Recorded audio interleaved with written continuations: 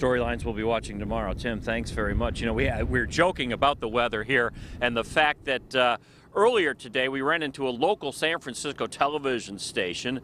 And I said, what's your angle today? And they said, well, how cold it is here. And my photographer, Andy Conco, and I, we just had to chuckle a little bit because we're dressed, as you saw, Tim and I, in shirt sleeves and windbreakers. It's kind of nice. It's not summer-like weather. I'm not going to kid you about that. But we did do a summer-like activity today. The city by the bay entertains tourists with a little help from the little town by the Dells. The ducks that allow tourists to see San Francisco come from the same concept of those used in the Wisconsin Dells. Started in Wisconsin, the motherland, love it. We got an exclusive ride Friday with Craig Vandermouse, who's more than happy to welcome Packers fans to town this weekend. And not just because they're good for business, but because they're good people.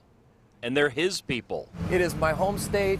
I bleed the gold and green. I love them. And I get back to Wisconsin as often as I can. Vandermouse, a native of Slinger, is proof that you can take the boy out of Wisconsin, but you can't take the Packers' love out of the boy. So explain to me what it's like being a diehard Packer fan in San Francisco. Well, it's been tough, especially because the first game of the year we lost to the Niners. So I had all of my friends talking trash all year long. The beauty is we get a chance now in the playoffs to be able to find redemption and get a win against them and kick them out of the playoffs, which I would find nothing better.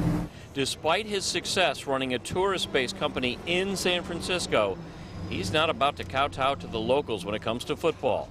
Those Packer fans brave enough to invade Candlestick tomorrow? I brought this to the Super Bowl in Dallas, and my dad wore it. It was a lucky charm, and we're going to wear it here for the game.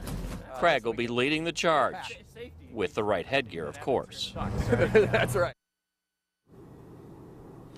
We talked about those fans arriving at 6 tonight. I'll kind of come back here to Candlestick, and we're going to talk about the fans who are coming, not just from Wisconsin. We met fans from all over the United States, Packer fans, who said they had to be at this game. Tim Van Vooren will be up later in sports with a guy that has really been a thorn in the side of the Packers. He could be one again tomorrow.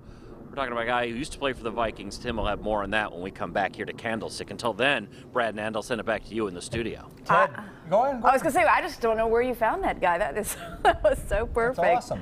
You were going to say? No, he can barely hear us now. It's windy. The wind's picking up, and I can tell you I did find him through a mutual friend who works out here in San Francisco. I put out a casting call earlier this week for any locals who are doing well in San Francisco and still rooting for the Pack, and Craig was the first to raise his hand and said, I'm the biggest Packer fan out here in San Francisco. There you have it. Thank you, Ted. He always does his homework before those